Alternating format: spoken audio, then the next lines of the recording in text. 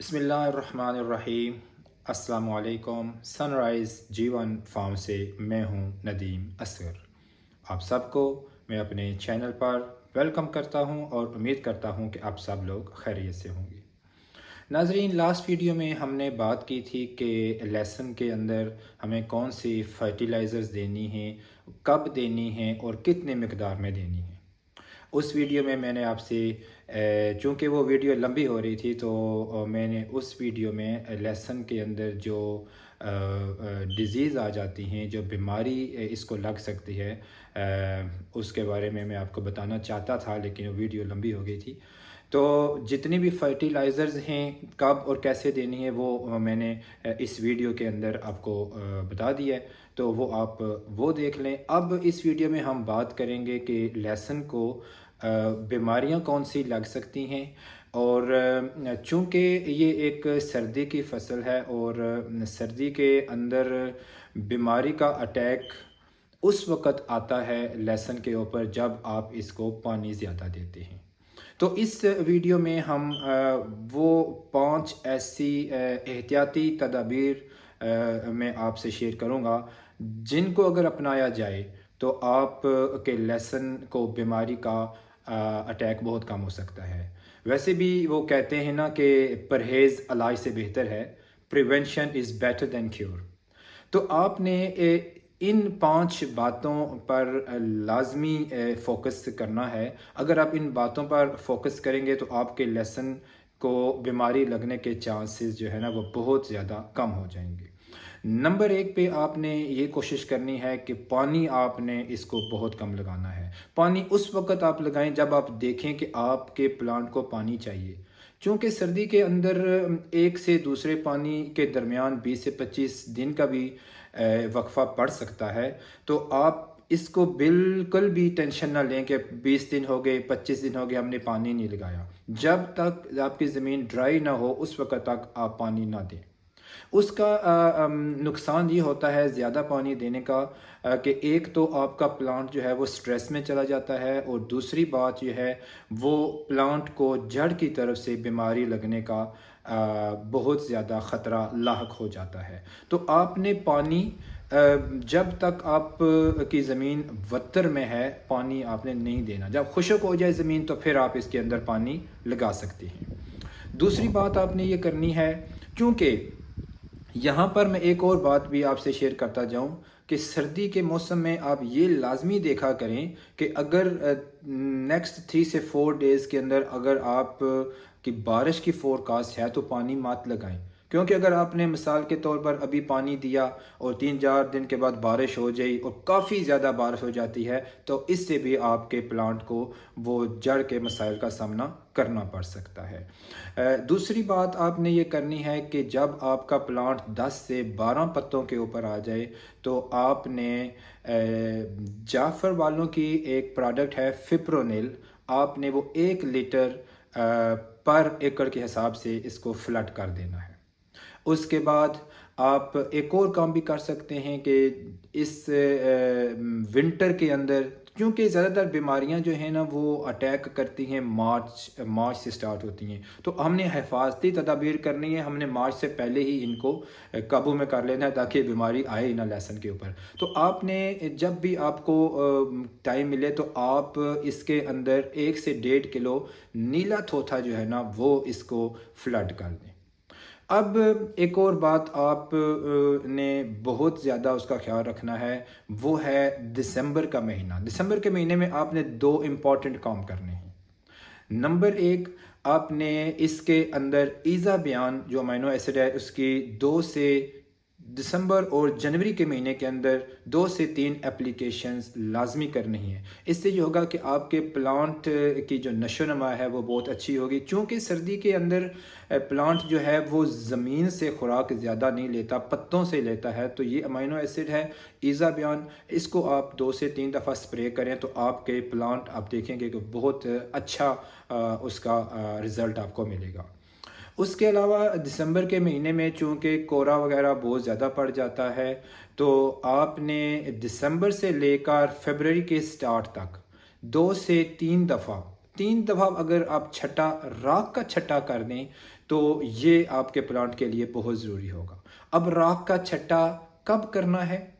इसका सबसे best time जो है वो है मॉर्निंग टाइम, जब आपके प्लांट के ऊपर कोहरा पड़ा हुआ हो उस वक़्त आप इसके ऊपर राख का छट्टा कर दें।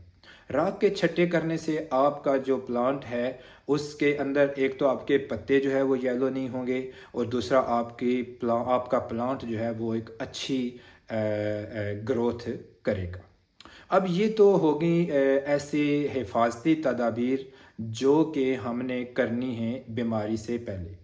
और अगर बीमारी फिर भी आ जाती है, चूँकि मैंने बोला है कि सर्दियों में हम पानी ना लगाएं। लास्ट ईयर यूँ हुआ था कि आपको याद होगा कि बारिशें बहुत ज़्यादा हो गई थी, और जीवन के जितने भी फील्ड थे तकरीबन ऑल ओवर द पाकिस्तान, तो उसके अंदर पानी ज़्यादा खड़ा हो गया था और जड़ों के मसाइल बहुत ज़्यादा उसमें हो गए थे और बीमारी उसमें फंजीसाइड लग गई थी।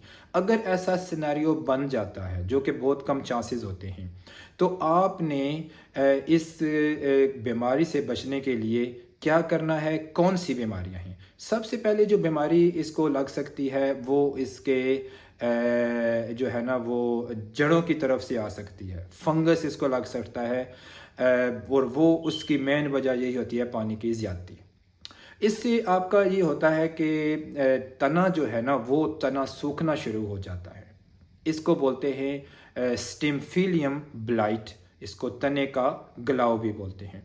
इसमें बेसिकली क्या होता है कि आपने देखा होगा कि लहसुन ना खड़ा खड़ा सूखना शुरू हो जाता है, ख़ास कर उसके जो सेंटर वाला जो लीफ होता है, जो सेंटर का लीफ आप देखेंगे उसके साथ साथ वो जो है ना वो चलते चलते वो उसका तना सारा भी सूखना शुरू हो जाता है। इससे आपने बचाव के लिए दो इम्पॉर्टेंट काम करने हैं। सबसे पहले आपने इसके अंदर जो है ना वो एलियट का वो जो है वो आपने इसको स्प्रे करना है। ये आपने कितनी मिकदार में एलियट का स्प्रे करना है? ये एक फंजीसाइड है।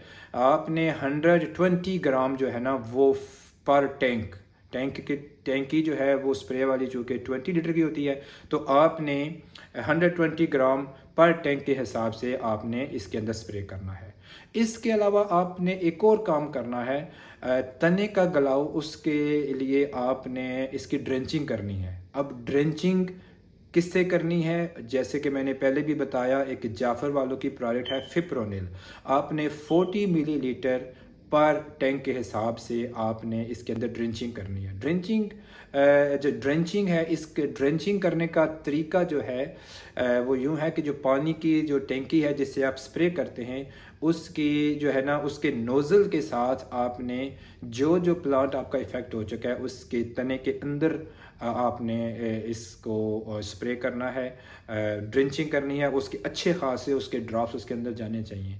इससे आपका होगा कि आपसे 4 से 5 दिन के अंदर आपका प्लांट जो है वो वापस अपनी शेप में आ जाएगा। तो ये जो तने का गलाव है उसके लिए ये आपने दो प्रोडक्ट्स जो मैंने आपको बताई हैं, ये आपने इनका स्प्रे करना है, तो इससे आपका प्लांट जो है वो रिकवर हो जाएगा। दूसरी जो बीमारी जो कि गार्लिक को लग सकती है वो एक बैक्टीरियल डिजीज़ है, जिससे ये होता है कि उसका जो बल्ब है वो गलना सड़ना शुरू हो जाता है। इसको बैक्टीरियल ब्लाइट भी कहते हैं और इसको बल्ब का गलाव भी कहते हैं। ये बेसिकली होता यूँ है कि सबसे पहले आपके प्लांट के जो पत्ते हैं उनके ऊपर जर्द धब्बे आना शुरू हो जाते हैं, और फिर आहिस्ता आहिस्ता ये आपके स्टेम तने से होते हुए आपके बल्ब में चली जाती है। और इससे यूँ होता है कि आपने देखा होगा कि दिनों के अंदर आपका जो प्लांट है वो बिल्कुल मुरझा जाता है और गलना सड़ना शुरू हो जाता है। अगर इसकी जो मेन निशानी ये होती है कि अगर आप इसके तने को आप खींचें तो ये पूरा बल्ब समेत आपका जो है ना ये आपका प्लांट बाहर आ जाता है। तो ये एक जरासीमी बीमारी है, और इससे बचाव के लिए आप ने जो प्रोडक्ट इस्तेमाल करनी है वो है प्रोफाइल रोडॉफ वालों की। वो 100 मिलीलीटर पर टैंक के हिसाब से आपने उसकी स्प्रे करनी है, और इसके अंदर आपने फिप्रोनिल 40 मिलीलीटर पर टैंक। सो बेसिकली ये प्रोफाइल 100 मिलीलीटर और इसके साथ आपने फिप्रोनिल प्रोफाइल 120 मिलीलीटर और फिप्रोनिल 40 मिलीलीटर, इन दोनों को आपने मिक्स करके टैंक के अंदर ये आपने इसका स्प्रे करना है।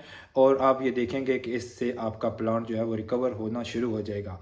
इन केस अगर आपका प्लांट रिकवर नहीं होता, आप देखें कि प्लांट बिल्कुल रिकवरी की तरफ नहीं जा रहा, तो जितने भी आपके फील्ड के अंदर प्लांट हैं उनको आप निकाल कर बाहर दूर फेंक दें, ताकि इससे आपके दूसरे प्लांट मुतासर ना हों।